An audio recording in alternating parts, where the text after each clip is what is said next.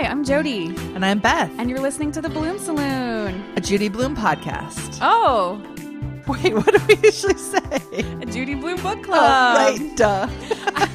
I thought you were just switching it up, and I was like, whoa, mind-blowing. No, I'm just very, very tired. Oh, Beth. I know you've had a hard day. You were talking about it earlier, and, we're in the Blume cocoon now. It really does feel good. I was looking forward to this the whole day. Yeah, I look forward to it too. I'm like, this is my moment to be able to sit outside on the deck, read a book uninterrupted for a couple hours, take some notes, and then we just get to hole ourselves up in the Blume cocoon. Yeah. With some Coors Light. Yep. I took my notes on a bench outside of Home Depot, but it was still outside and it's really beautiful out, so. That's amazing. Is it just that was the only time you could squeeze your notes in today? Yeah. I had read it in the bath, which was super pleasant, but then I had to That's take what Allison notes. does too. Yeah, I love reading in the bath. I gotta start doing that. I remember you guys talking about that, and I was like, that's me. But note taking in the bath is a different story. Yes, it is. So you're like, Home Depot is a better idea. We had some stuff to get. Always got to get stuff from Home Depot. I know. You guys, Beth is always going to Home Depot. Always. We've gone 3 times in one day before. Multiple different times we've gone 3 times in a day. And on the weekend, I can imagine it's especially horrific. I don't know. It's pretty fun. Yeah, you do. I know you like it. But I mean, just even when I go on a weekday, if it's not right in the middle of the day when people are at work, you have to wait in line for 30 minutes to pay. Yeah, and tonight it was not bad. Yeah. Not bad. There was only 3 people in line in front of us. Oh, that's good. And you and Sam are both pretty handy. You probably have done all your research on what you need. You don't need to flag down a They have an app that tells you exactly which aisle and what bin your items are in. So yeah. They have an app for that. Super awesome. Well, I'm glad we're sitting far apart because I had pizza, very garlicky, amazing pizza for dinner. Shout out Rotten City Pizza. Oh my God, the best pizza I've had here in the Bay Area. But I feel like I am a walking slice of garlic pizza right now. So I'm glad too then. I used to have a boss who ate garlic every day for lunch, and she was an extremely close talker. Her nickname that we gave her actually was lap dance because she would oh my God. She would practically give you a lap dance. We used to all put things in our cubes to try to block her from getting too close to us. Oh my God. So old lap dance can't come in. Yeah, exactly. Wait, I'm going to beep this out, but was this at... No, it was at... Okay. She was really persistent too. She'd go around any obstacle so she could hover over you. And man. Yeah. After the Seinfeld episode where they definitely went deep on close talkers, I would have thought that the real close talkers of this world might have gotten a clue and might have taken a closer look at themselves and thought, I'm a close talker. Maybe I should step a couple feet away. But I don't feel like that really happened. No, she's kind of hippy dippy. So I think that she thought she was creating intimacy or something. Oh, one of those. Yeah. I think now she's a healer with the Reiki stuff with the hands over the the maybe energies. She was trying to merge your auras. I would not have wanted my aura merged with hers, but it could have been. Maybe that was a management technique she learned at hippie camp. I love hippies, don't get me wrong, I'm kind of a hippie, but yeah but when you start merging auras, that's just a little invasive. yeah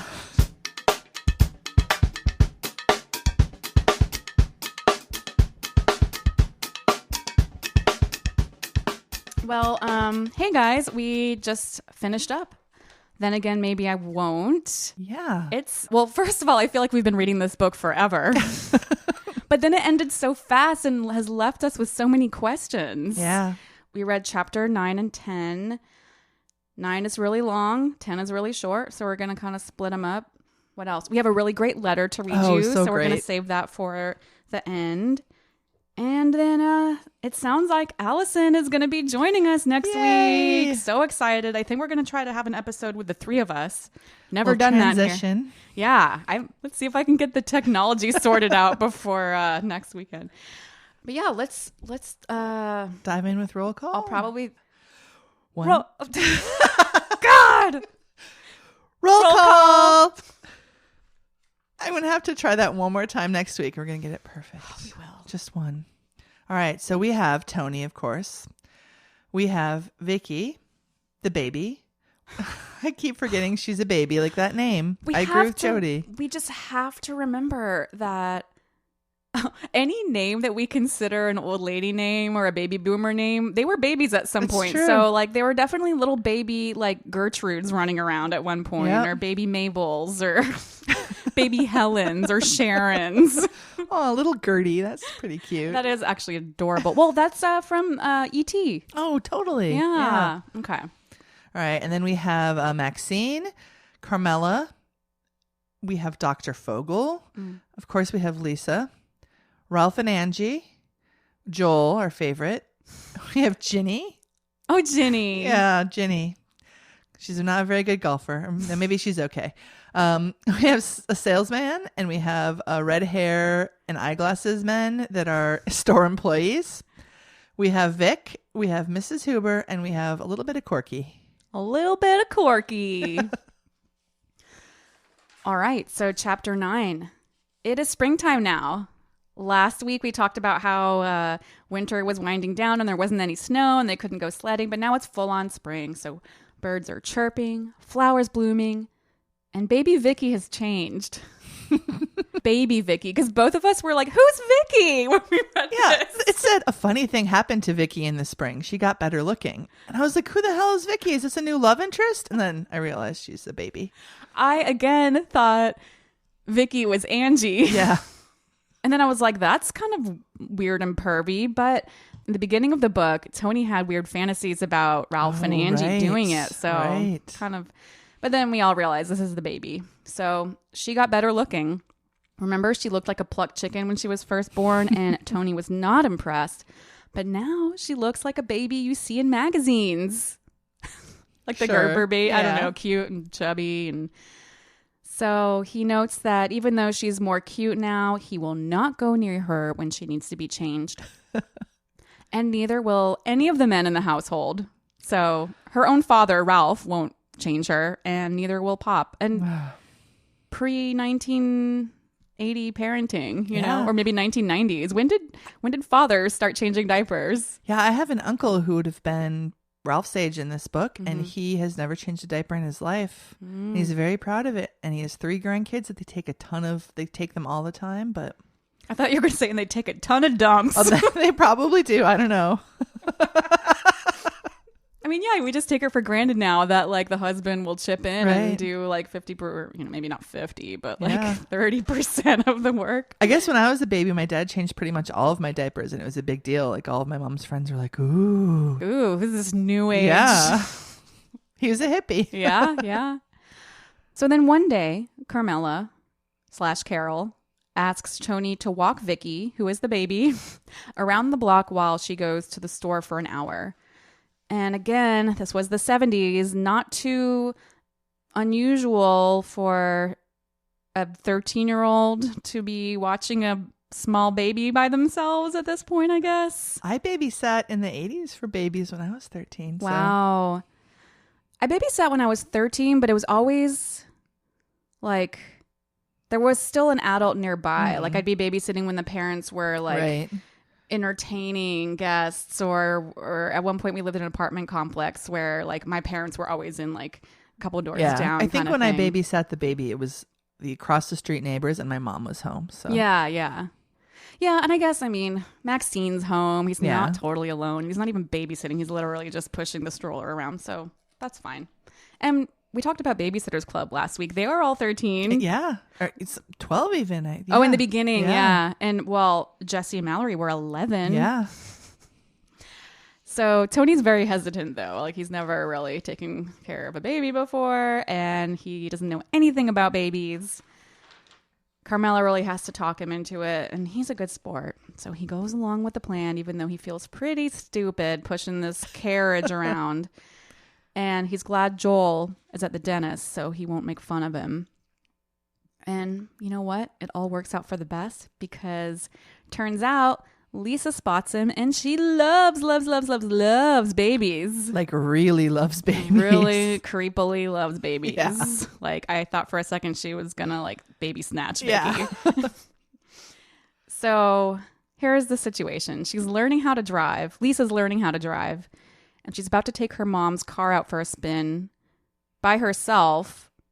And when I took driver's ed and I was practicing for my license, I was not taking cars out by myself. No. And apparently she's a terrible driver because Tony tells the tale of the first time she tried to back her parents' car out of the garage. She forgot to open the garage door and the car went halfway through the door. Yeah. Beth, I'm looking at you because this reminds me so much of something you did once. Yes. I swear it was not my fault. It was the flip-flops. Oh my God, the flip-flops. Okay, start from the beginning. Okay, so just moved to California, down from Portland. When was this? Oh, this was 2000. Okay. And we're in our car, Sam and I, my then boyfriend, and we're driving to LA to go visit my brother, pick up a friend, and then she and I were going to road trip back to Portland to go visit people. Sounds like so much fun. Yeah, so much fun. So we get in the car, drive 45 minutes down to Gilroy, California. Oh, speaking of garlic. Yes, garlic speaking capital of garlic. of the world. whole town smells like garlic. It really, really does. Yeah. Yeah, so we drove down there and we decided to stop and get some caffeine to fuel us for the next 5 hours. I'm driving. We pull up in front of a 7-Eleven. Big glass doors in front. I'm going to park right in the middle spot.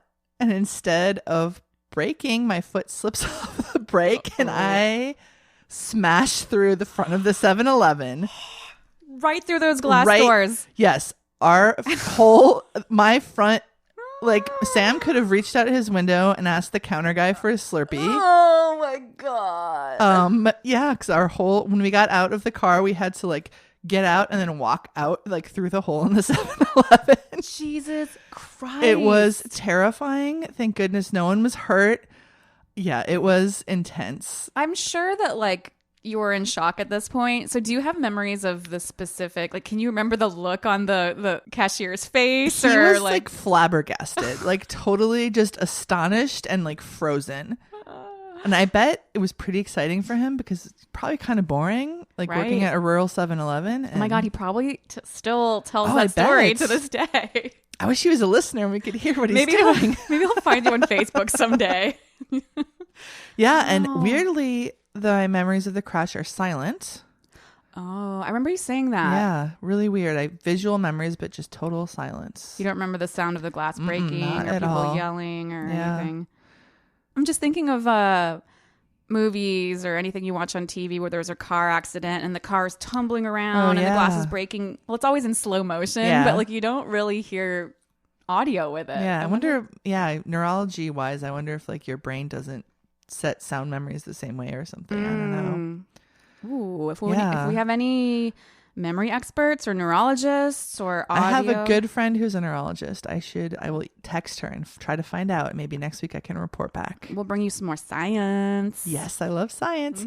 Yeah, so that was really exciting. The only yelling was the store owner showed up and was like freaking out. And the cops had to like pull him away because he was like right up in my face swearing at me. And the cops were like, dude, chill. You have insurance. She has insurance. Right. It's cool. Right.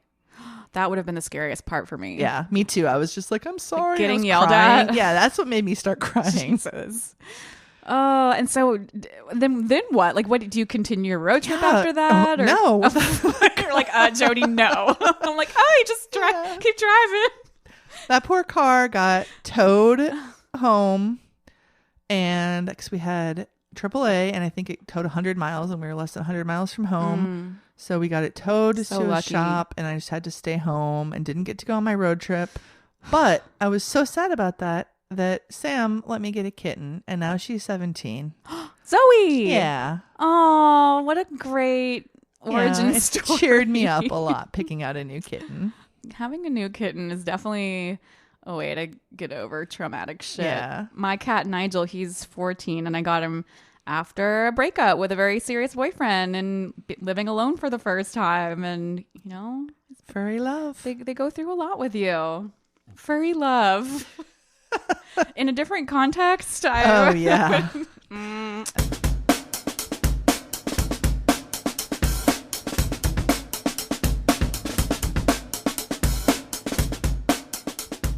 Hi, Tony. You have a real live baby in there? Yeah, my niece, Vicky. Oh, she's adorable. I simply adore babies. I'm mad about them. I just love them. Can I hold her? Well, I don't know. She's supposed to take a nap. Well, can I push the carriage? And then Tony's thinking, this is pretty funny that she's asking me all these questions as if I know anything about babies or if I'm in charge. Listen, Tony, if you've got something to do, I don't mind watching the baby myself. Oh, no, I couldn't do that. I'm responsible for her. Well, I'm a responsible person, Tony.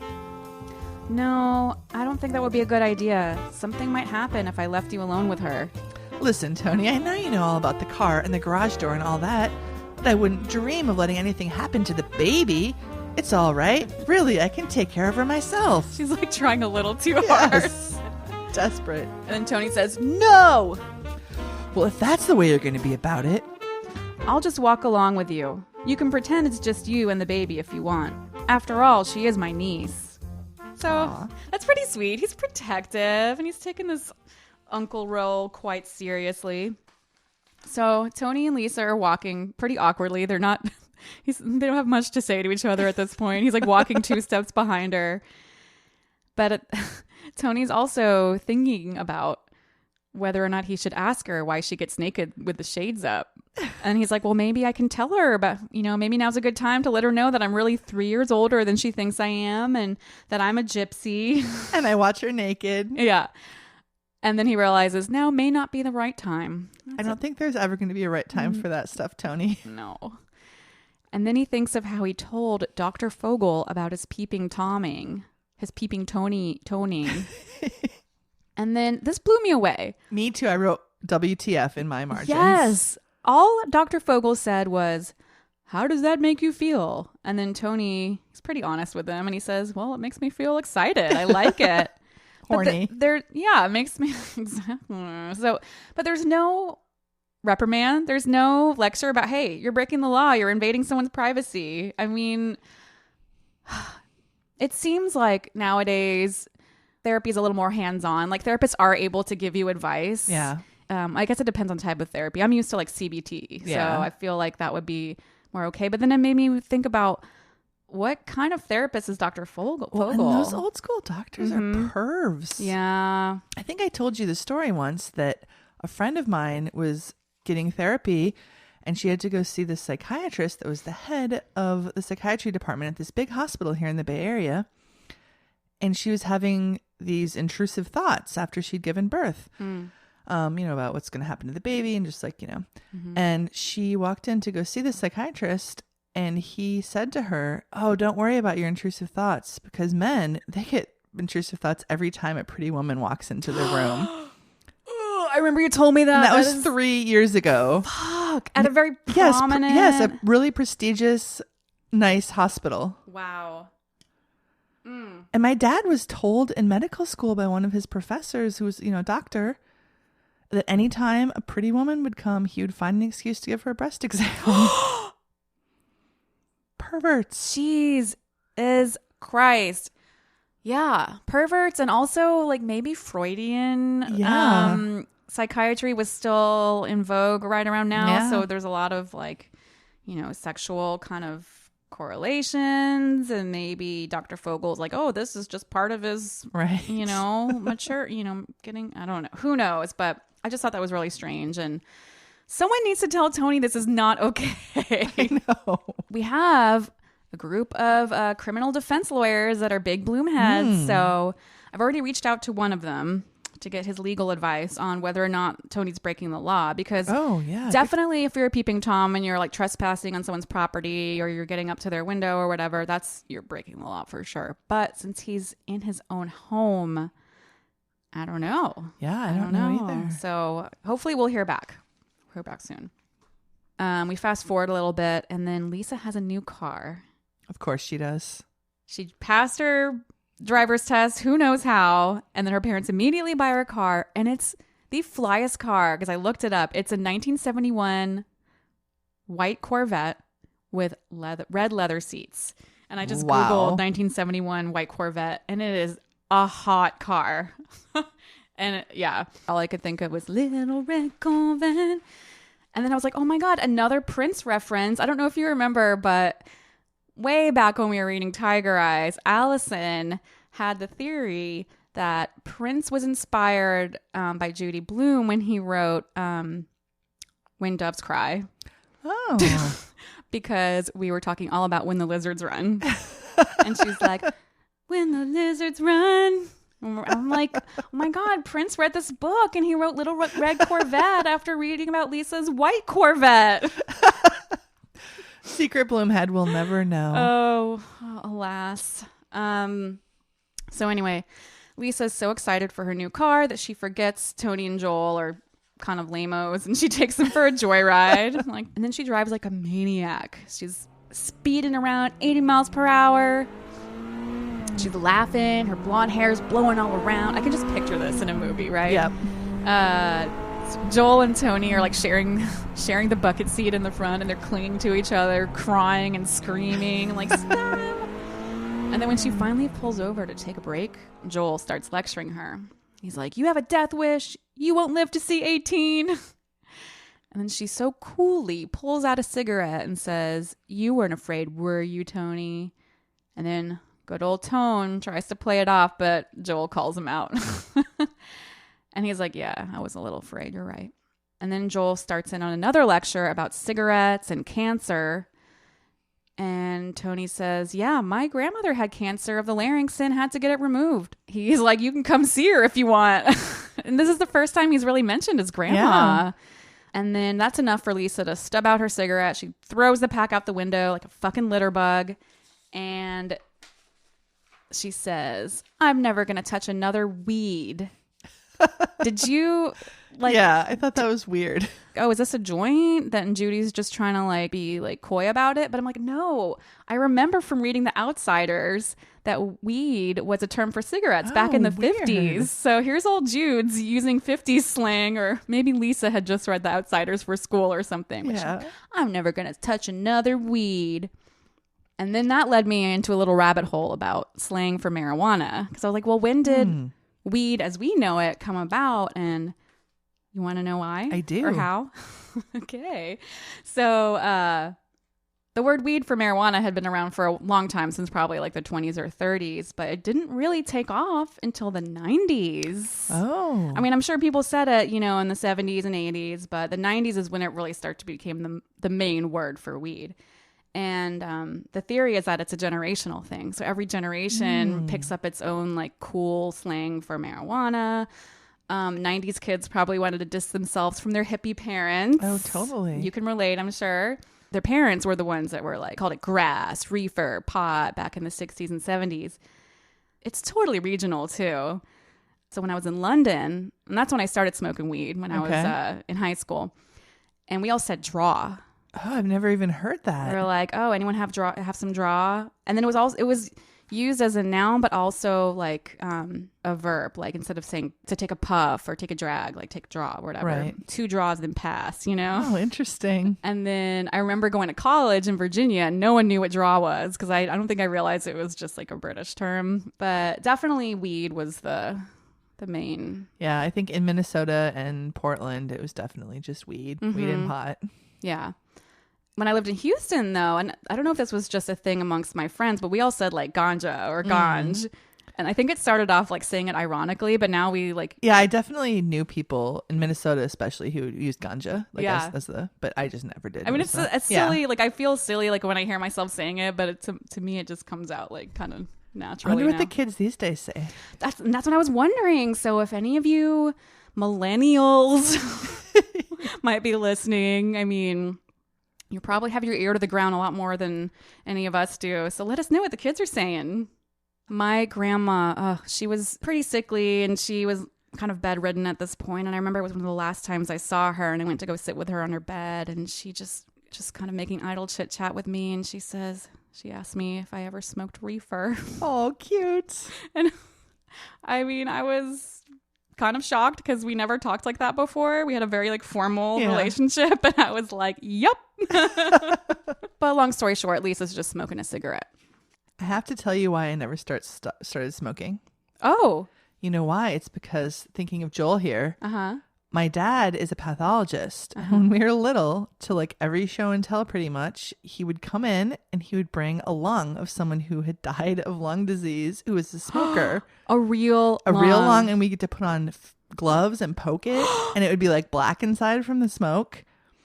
And it made us never want to smoke. So neither my brother or I ever smoked cigarettes. Like, it really worked on you. It really did. It was horrifying. I remember seeing footage of like blackened lungs, but I don't know. Like, it doesn't really hit you the same way a real lung would, I'm sure. Do you watch The Crown? Mm-mm. You know what it is though, right? Yeah. It's about Queen Elizabeth. So in like the first episode, I think her dad, King George, had his lung removed, and they show the surgery. And they just show the nurse like removing his entire like gross black lung from his body. And it's huge. And she just like places it on like some newspaper and like wraps it up in newspaper. And oh my God, that was the first time I've ever actually seen like what a lung would look like outside of your body. They're pretty gross. Yeah. It was a pretty cool show and tell. Well, then a couple weeks later, Lisa wrecks her car, her little white Corvette. She crashes it into a tree. She needs a new fender. And she's grounded. She's not allowed to go on any dates for 3 weeks. Good punishment, parents. Yeah. Well, Tony is very happy, though, because this means he gets to watch her every Friday and Saturday night for the next 3 weeks. And then Ralph and Fat Legs Angie have found a house in Rosemont. They've been looking for a while. Ralph is going to start working with Pop at the J.W. Fuller Bot Company. This house has 5 bedrooms, and they tell everyone they're going to fill all the bedrooms with kids. And guess what? Angie's pregnant again. And she's like, Tony, didn't you guess? And then this cracked me up. Me too. He says, or he thinks to himself, how could I guess when you're still fat from having Vicky? Jesus. Do you remember, again, in Tiger Eyes, there's a scene where Davy goes over to her friend Jane's house, and they're at the table in the kitchen, and Linda, Jane's sister, is there. And there's this very similar comment, like Davy's like, is she just fat or is she pregnant again? And no one knows yet. And there's a lot of strange, subtle fat comments. Yeah. Maybe Judy herself has some like issues about pregnancy and weight gain and stuff. Yeah, and just I was going to say maybe preoccupied. Yeah, maybe she doesn't even realize it's coming out this way. We've all got our things. So Ralph is explaining to Tony that he's going into business with Pop because they want to be able to give their kids everything. And then Tony thinks about this. He's not too impressed. And he says, I thought maybe that's the trouble. Maybe kids don't always want you to give them everything. I looked at Ralph. I can do that without hating him now. I can say, okay, you're just ordinary, but I can't do anything about it. I'm trying to understand his feelings about wanting his kids to have everything. Maybe I'll be like that too. Then again, maybe I won't. After all, I'm me. I'm not Ralph.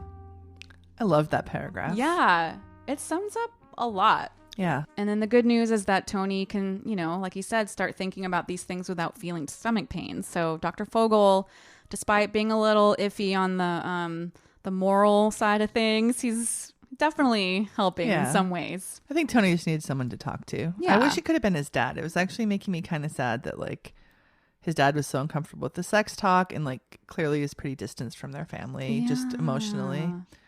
Just how men were, I guess, at the time. Like it was, They didn't know any better. And then on May 25th, very specific date. Yes, important date. Tony and Joel go to Village Sports Store to pick up some sports things. Tony needs a new basketball net, and Joel needs tennis balls for this tennis camp he's going to. Tony talks about how Lisa's also going away for the summer for 9 weeks. Yeah, it sounded pretty awesome. I was kind of jealous of her. She's going to like your home. She's going to take a tour of the Northwestern states and Canada. Yeah. 9 weeks. That sounds so fun. Yeah, I wonder, like, was this a school thing? Is she just going with friends? But she's too young to be doing that. Yeah, there must be some kind of rich kid. Yeah. Hopefully she's not driving. And then he thinks, what am I going to do without her? I'll never be able to get to sleep. He's addicted. He is. This is, I think, more hardcore than we thought. Like, this is an addiction. So, whoa, that ice cream truck is terrifying. It is. Every now and then I see it roll past and I swear it's a child molester murderer. We have to get a photo of that for the viewers to see your neighborhood ice cream truck. But the thing is, it goes by so fast. Yeah. It's like he's not even trying to sell ice cream. He's just playing his creep. And you didn't hear it for too long, but I've heard the song like on repeat a couple times, and it's like, it sounds like it's dying. It's this terrible, jingly, jangly, non-melodic song it plays, and it's dingy pink color. It's very short looking. Rusty. Yeah. It has like bars over the window area. It's terrifying. It is a rolling nightmare. I'm so glad you saw that. I haven't seen him in weeks, so it surprised me he's still around. All right. I keep saying Joni and Toll. Joel and Tony are at Village Sports, and they have to wait around for these two Rosemont ladies who are chit-chatting with a salesman before they can get any help. And Beth and I really wanted to read this to you. Yeah. All right. I will be the unnamed one. But Ginny, you know how I putt. Always to the right of the hole, so I need a putter that will send them left. It's your aim, ma'am. You've got to aim more to the left of the cup. It has nothing to do with her aim. It's just the way she's built. I don't think so. Build has nothing to do with it. It's all aim. Suppose I just take it and try it out. Then if I still putt to the right, I'll bring it back this afternoon. You can charge it to my husband's account. It's so random, but... Yeah. What is that accent I was doing too? Kind of southern, I was doing chipper. A strange southerny thing too. Yeah. So that was that. Just kind of like that. It's a little glimpse into the Rosemont lifestyle. And finally, they get some help from the salesman. So Tony is looking at a baseball mitt. Joel is looking at some tennis rackets. And then when they're about to leave, Tony notices Joel is wearing his Martin Shkreli douche smirk. Fuck that guy. And he's humming a creepy little tune. That's like what he does. He smiles and he hums. And then poor Tony, he thinks, oh no, please, Joel. I don't want to be sick again. I don't want to go back to the hospital. And then dun dun dun. We're going to take a break here. Beth will continue. Hold that dial. No, what do they say? Don't touch that dial. Don't touch that dial. We'll be back right after these messages. What's this stuff? Some cereal. It's supposed to be good for you. Did you try it? I'm not going to try it. You try it. I'm not going to try it. Let's get Mikey. Yeah. He won't eat it. He hates everything. He likes it. Hey, Mikey. When you bring life home, don't tell the kids it's one of those nutritional cereals you've been trying to get them to eat. You're the only one who has to know.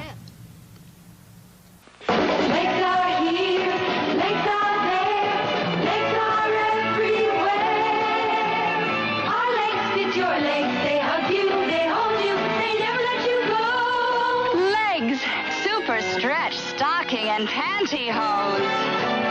Our legs fit your legs. So long, baggy knees and wrinkly ankles. Our legs fit your legs. Get them at the legs boutique. Aloha. Aloha to you too.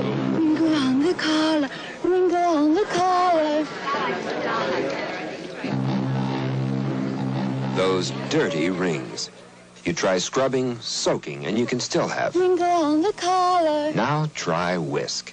Whisk sinks in and starts to clean before you start to wash. Whisk around the collar beats ring around the collar. Every time. No more ring around the collar. Go ahead. Call us Cuckoo. And maybe we are. Because now the Cuckoo Appliance Company will deliver this world-famous Capehart 72-inch stereo with AM, FM, and tape deck to your home for 1 full week, absolutely free. Because we'd like to introduce you to our new shop-by-phone service, the modern, convenient way to buy. Just one quick phone call to 638-2000 will bring this complete Capehart stereo to your home for a full 7-day trial period with no obligation to buy. Or this large screen color television with memory tuning for 7 full days, absolutely free. It's not cuckoo to try before you buy, so act now. Call 638-2000 for your free 7-day home trial and receive this $29 headset free with your Capehart stereo purchase, or this free stand with your color television. Call 638-2000 now. Budget terms arranged. There's a whole new way of living. Pepsi helps supply the drive. It's got a lot to give to those who like to live, 'cause Pepsi helps them come alive.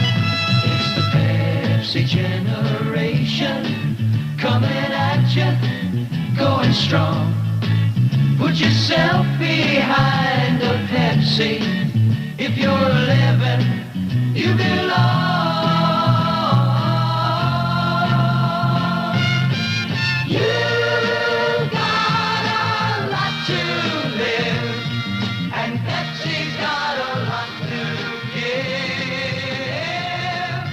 You've got a lot to live. All right, so Tony and Joel have left the store without the basketball net, and Tony knows something fishy's going on. Mm-hmm. And out come running eyeglasses and red hair, and they know what Joel has done. They're store managers or something, or apparently security this guards? store has enough shoplifting that they installed a closed circuit TV and have like 2 people watching it. I don't know. Which in 1971, the CCTV, I looked this up a little bit because I'm a huge nerd, but that would have been very advanced for that time, because it wasn't even until, I mean, CCTV technology had been around for a long time before that, but only in like government kind of Yeah, it capacity. seems really weird to me that this little sports store has like multiple people that are not salesmen watching a closed circuit TV for apparently golf ball thieves. Right. Oh my God. Well, in 1973, that's when Times Square, it was one of the first urban areas to install CCTV. That was a couple years later than this. Yeah. So, I mean, Village Sports is really ahead of the game. I guess so. And they really want to protect their golf ball money. Mm-hmm. Yeah. So the guy comes running out, and they saw Joel do it, and he is going to be in big trouble.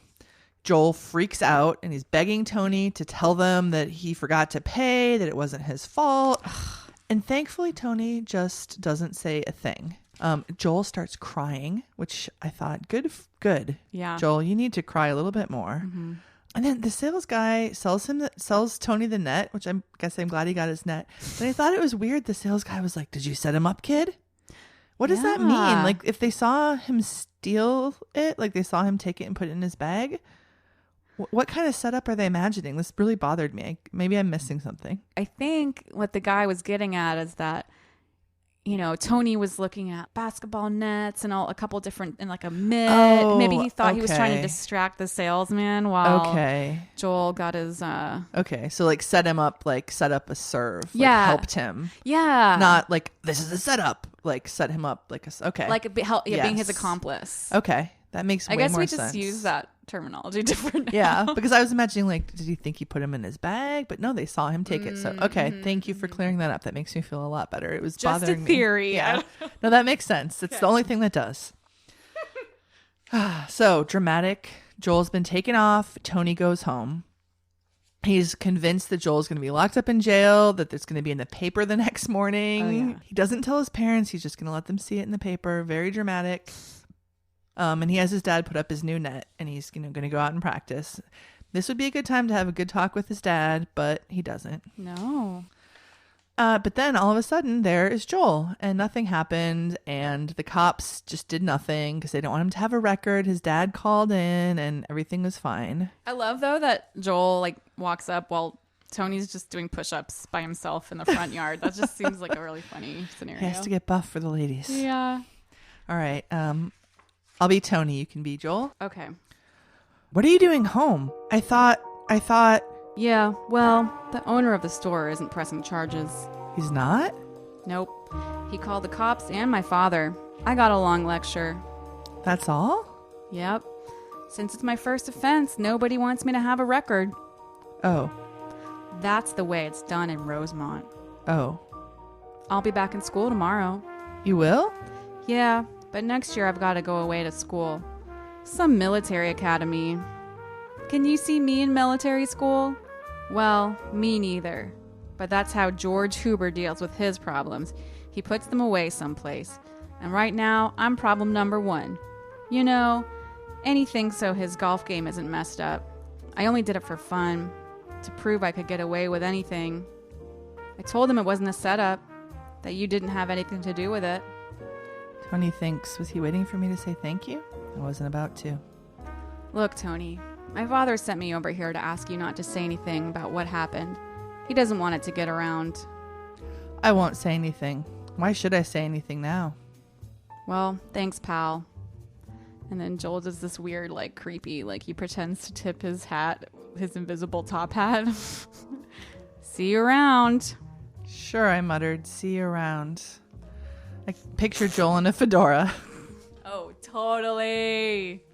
Yeah. Yeah, that was a really awkward encounter. And the whole cop thing made me think of this incident that happened to me when I was a teenager. Also to do with driving and an accident. Oh my God. I don't think I've heard this story. I don't think you have either. A good Beth story. All right. So I lived out in the suburbs of outside of Minneapolis. I was 16. My brother was 15. Sam was 15. And my brother's girlfriend was 15. And we were all hanging out at my house. Nothing to do in the suburbs. So my brother's girlfriend and I decide that we should get like dressed up and go to the supermarket. So we kind of put on like glitter and like weird clothes. I do not know what we were thinking. That's amazing. It's like 1 a.m. We go to the 24-hour grocery store. And these like other probably older 18-year-old kind of frat boy guys are staring at us in the store and kind of giving us like the finger and like nasty looks and just kind of trying to fuck with us in the store. We just ignore them, get out to our car, driving down the street to get back to my parents' house. We're like 3 miles away. And they come up behind us and are trying to play like chicken, trying to get me to like race them, flashing their brights. I'm kind of freaked out. I speed up, and then there's this part where the road abruptly changes from 2 lanes into 1. And they cut me off like on the right side so I can't turn right. And so I hit the curb where it's turning into 1 lane. There's no other cars out. This is like 1 a.m. Yeah, 1 a.m, way past curfew, 10 o'clock curfew if you're under 18. Oh, really? Yeah, crazy suburbs. And I tear 2 wheels off my car from hitting the brakes and just hitting this straight curb. Just hit it straight on. How fast were you going? What kind of road was it? I was probably going like 40 miles an hour. Yeah. Yeah, so I tore these 2 wheels off my car, 1 a.m, out in the middle of nowhere. All this stuff happens with trying to get a tow truck, and eventually we had to send my brother and my boyfriend, Sam, home to get my driver's license because I didn't have it with me. Well, they're gone. These cops come by to see what's happening, and past curfew had this pretty bad accident. The cops are like, oh, poor kids. They're super nice to us. Just me and this girl in the middle of the night. And they're like, oh, we'll come back and check on you guys if you're not, make sure you don't need any help in like 20 minutes. They come back and Sam and my brother were still gone. So they take us and let us ride in the cop car for fun. And we see my brother and Sam trying to run home. The cops let us turn on the sirens and like they harass them with their like loudspeaker thing. Oh my God. Like, run faster, boys, run faster. That's amazing. Wait, so I didn't realize Sam and your friend had like walked to yes, they walked and then they were running home to go get your license. Yes. Oh, that's so sweet. And you're fucking with them. Yeah, and the cops just like didn't care that I'd had this accident. They didn't care that I didn't have my driver's license. It was way past curfew at this point. They just drive us home and are like, have a good night, kids. What a fun adventure. Yeah, but that would never happen. No, that would like no. Like the like young teenage part of me is like, oh my God, that's awesome. But now I'm like horrified. Like, what if that was my kids? Yeah. And the cop was just like not even being helpful. My parents were full on out of town. Yeah. Oh my God. So was your suburb small town? Oh, it was Bloomington. It's where the airport is. Yeah, it's where the Mall of America is. Oh. So, I mean, I think it was like 40,000 people, like not tiny. Okay, so it's not like these cops might have been like friends of your cousins or something like that. No. Yeah, we were 15 minutes out of downtown Minneapolis. Okay. So, yeah, it was very strange. God, those are those kind of memories that come back to me and I'm like, did I dream that? Did that really? It just seems like it could not have been true. It does feel so surreal. And then if I have no one, like if I don't keep in touch with the friends I was friends with then, and I don't have anyone to corroborate with, I start to think that I just dreamt it or imagined it. And those are the times where I wish I kept a diary still. Yeah. That's probably a story that you tell pretty frequently because it's so amazing. So it keeps fresh in your mind. And, Sam and my brother. So it's my brother and my husband now. Yeah. So They were pretty pissed at us, though. You know, they were sweating, running home, and they were in their underwear. And so the cops are yelling at them, hurry up, run faster. Why were they in their underwear? It was really hot out. That is like one detail that you neglected to mention. Right. So they're in their underwear, running shoes, and the cops are flashing their lights, their cop lights, and saying, run faster, boys. They didn't know we were in the car with them. They didn't know cops had even come because they had never seen these cops. Oh my God, that's amazing. That's a good one. Shit. Rosemont.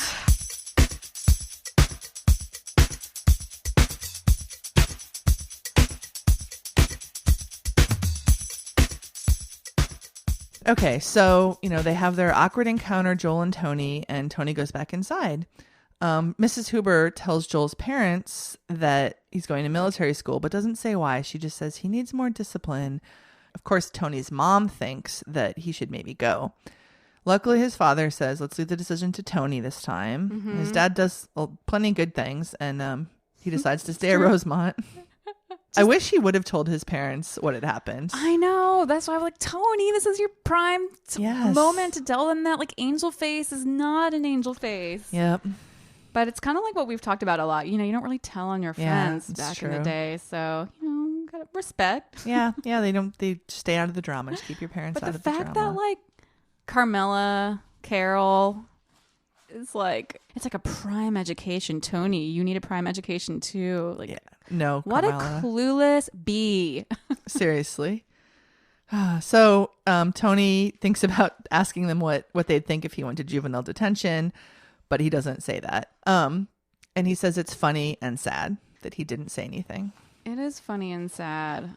But I'm glad he has the, the coping mechanisms now to find humor in these crazy parental situations. Yeah, I think this would have sent him to bed, to the bathroom for hours a few weeks ago. So, All right, Dr. Fogel's really helping. Yeah. All right, so now we are on the last 2 pages. Oh, my God. So he is riding his bike around, Tony, and thinking about his birthday. He's going to be 14. He's like, that's a long time to have been around. Yeah, it's kind of old if you think about it. No, it's not, Tony. Well, I remember when I was about to turn 15, having a quarter life crisis or an eighth life crisis or whatever. Oh my God, I'm about to be 15. That's halfway to 30. 30 is almost 40. 40 is over the hill. And then I know you and I've had conversations about how over the hill parties were a really big thing for our parents and their generation. I think I had probably just heard enough about these over the hill parties through my parents. And I was like, oh, life is over. I'm expecting you to find me some sort of black tombstone something come November. Right? Oh my God. I'm going to be 40 in November. Over the hill party. Well, we got my mom, my dad got my mom Lordy, Sally's 40 shirts. Classic. And I think we still got some of those laying around the home. And just, it's all about black balloons with tombstones. Yeah, the tombstone, very. We can find some Zazzle shit for you for sure. All right, and Tony is, I can't tell if he's excited, but they're getting a swimming pool. The swimming pool of the Miglione family. Yeah, I don't know if he's excited or not. I think he's still a little disappointed in his family just for how they've changed. Mm-hmm. But I think he's kind of come to terms with it. And he bikes up to the top of the hill while he's thinking about all this. And then he lets go and goes really, really fast. And then this is the very end, and I'm going to read it out loud. I make it. I'm at the bottom of the hill now. I had a funny dream last night. It wasn't about Lisa. It was about Corky. Only she looked like Lisa. But still, I knew it was Corky. And I wasn't just looking at her either. It was a pretty good dream. I wonder what Corky will really look like when she's 16. I think I'll ask Dr. Fogel about my dreams. Can too many of them hurt me? I shift gears and pedal backwards. I think what I'll do is I'll go home and put my binoculars away on the top shelf of my closet, over in the corner, so they're hard to get. Then again, maybe I won't. Judy had to end this book with then again, maybe I won't. I mean, yeah. Wow. So it's kind of like what we were talking about earlier. There's really not a whole lot of resolution, which is, it's like real life. And I don't think Judy's books really always, they don't wrap things up in a neat little bow. Yeah. I don't know what we were expecting or what I was expecting, but I don't want to leave Grandma hanging I don't want her his bedroom. Parents to just be being kind of terrible people a little bit. And with Grandma, Grandma most, yeah. Yeah, Grandma. And I kind of wanted to see I wanted to see Corky have her party. Yeah. I was really excited about her party. I wanted to see Joel get in trouble a little more. Yeah, like maybe at military school he'd suffer. get, beat up a little. Maybe just a little. Just a little. Not no serious hazing. Just, put him in his place a tiny bit. Yeah. I'm terrible. I know. Don't tell anyone we said that. I was thinking about the structure where it just doesn't have a big plot up and downs. Mm-hmm. It kind of captures being a teen a little bit. You're just kind of uncertain and don't know where your place in the world is, and you're trying to figure it out. There's never like one momentous occasion. It's just a series of kind of normal everyday things, some more important than others. Yeah, and Tony feels some of them really strongly, and you do, but then after they pass, they're just moving on. Yep. Turn 14. And next thing you know, he'll be 40. Yeah.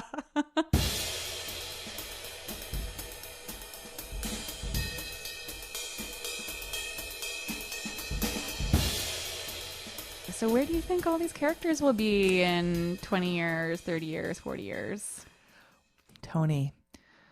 Man, so let's see. He is 14 here. So, okay, so in the 80s, he'd be in his 20s. So he'd be kind of, man, anything could have happened to him in the 80s. Like, he could have gotten sucked into being corporate-y businessman. I'm pretty sure Ralph and Angie have at least 6 kids. Oh, definitely. Yeah. The electrical cartridges are probably not being sold anymore.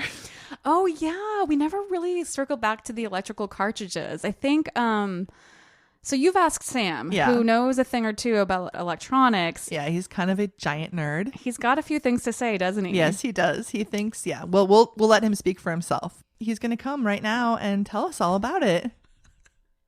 Via a pre-recorded message on our iPhone. That was like really like smart of you to try to fake that, but there's no way it would have sounded like he was here in the studio. It would have been all You're a professional, Jody. Hey, I like barely know how to edit. Like, I would not have made that sound real. He definitely has a thing or two to say. And here it is. It sounds like they're talking about something like batteries or wireless electricity. And a battery powerful enough to power a lamp back then would be a huge car battery the size of a toaster oven. And wireless electricity has only really been safely demonstrated in the last couple of years. Back then, they would have had to broadcast enough power that it'd probably melt your dog's face if it got in between the lamp and the power supply. Amazing. Thank you so much, Sam, for weighing in on electrical cartridges. Now we know. Can we just talk a little bit about where we think Joel's going to be? He's going to be some corporate douchebag, Wall Street, for sure. Yeah. Or the guy from American Psycho. Oh, my God. Yes. Yes. Yes. Christian Bale. Angel face. Yeah. What about Lisa? I just imagine Lisa like a blonde-haired version of Phoebe Cates in Fast Times at Ridgemont High. You know, when she's coming out of the pool and the iconic bikini scene. Oh, yeah. She's like, ooh, here's my boob. So I think she's going to kind of follow that like just hot girl trajectory her entire life. And yeah, maybe like a divorcee with like severoseveral husbands. And I think she might be pretty happy with that, though. I think she's going to get herself some rich husbands. She's going to be on like Real Wives of Rosemont in like 2004. Yes. Hope with plenty of plastic surgery, looking smoking hot still. And she never touched a cigarette again. So her skin is not all weird. She's got perfect porcelain skin. And then maybe she and Tony end up like meeting by chance, or maybe he looks her up on Facebook or she looks him up on Facebook. She's like, what happened to that creepy neighbor kid who used to spy on me with binoculars? Because she knows. She definitely knows. So she looks him up on Facebook. She sees that he's turned out to be quite a handsome fellow, and he's only 3 years younger. I mean, I'm 3 years older than Tyler, yeah, so he's successful now. Yeah. And then he becomes her 5th husband. Aw. Oh, I love that. Me too. And Grandma still lives in her bedroom. I think Grandma dies. Probably. There's no way you're gonna like live very long. Hold up with your TV dinners and your color TV. So sad. I know. Poor grandma. Rest in peace.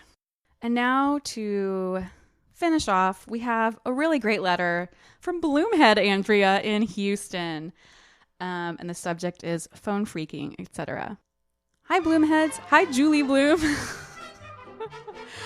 I love the show so much and look forward to it each week. I have listened to all the episodes and highly enjoyed each one. Shout out to Allison and her new baby and baby daddy. And Beth did a wonderful job, and I hope she comes back again. I liked her right away. Aww, that's so nice. We like her too.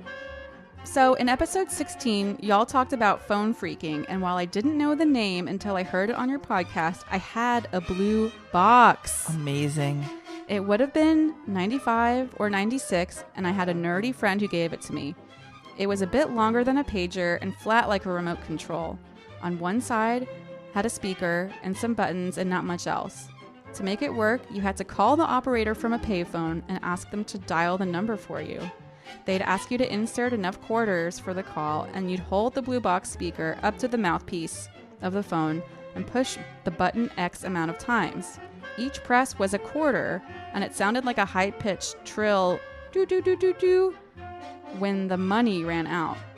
Money in quotes. An operator would interrupt the call and tell you to add more quarters, so you'd repeat the process and continue your call. So cool and crazy. Like faking out the quarter system. Wasn't there a movie in the 80s where they're making a phone call and the operator asks for more quarters and they like fake the sound of like dropping a quarter into a bucket? And she's like, okay, let me put you through. Do you remember that? No. Oh God, I don't know what that was. Probably like a Tom and Jerry cartoon or something. And then Andrea goes on to say, and Jody, when you talked about joy bubbles and how soothing the dial tone could be, nope. Just nope. Don't you remember what happens when you leave the phone off the hook for too long? My granny used to get onto me for not being quiet after bedtime because we shared a room when she was in town or when I was visiting her. But I loved her and wouldn't stop talking. Finally, she'd threaten me with a be quiet or I'll call the operator. So creepy. This is so scary, but like genius, Grandma. This meant she would leave the phone off the hook until the dial tone ended and the operator was summoned. Do-do-do. We're sorry, but the number you have tried to reach would start up and repeat over and over until it finally ended. But it wasn't over because then came that hideous noise, the loud, incessant, angry digital cross between a honk and a croak. Cronk, cronk, cronk, cronk, cronk. And she like writes all this out phonetically. It's amazing. That's really perfect. Yeah. Remember that? Because that's not soothing. What a horrible sound. I think it might have ended in a gentler busy signal, but I never made it that far. I did my best to never leave the phone off the hook enough to reach the operator for over 25 years, and now I don't even have a landline, so I think I'm in the clear. But to anyone listening who has kids who won't go to sleep, you should get a landline if they still work as described as above. I wouldn't know, and I don't want to know. Anywho, please keep blooming new podcasts because they're always the highlight to my week. Love another indoor sports. Andrea, XOXOXO. God, what a good letter. Thank you so much, Andrea. I've never known anyone except for you that had a blue box, and that's amazing. This letter made me want to be better at writing letters because yeah. Isn't that a good one? I think all of our letters are very like, they're very well crafted and eloquent and like funny and warm at the same time. So keep it up, guys. We love you. Yeah. Andrea, thank you so much for this letter. And if you, Blume Head, would like to write us a letter, it's bloomsaloon@gmail.com, or you can go to our website, which is thebloomsaloon.com, and head us up in the Write Me section. Please do. We love hearing this stuff. It's so great. It is. And then, like you said, Allison's going to be back next week. Yay. Party! Don't forget to go and vote for what book you want next. Good reminder. Tell us where we can hear. We have Deanie or Forever, and you can vote on the website or if you follow us on Facebook. Bye. Bye.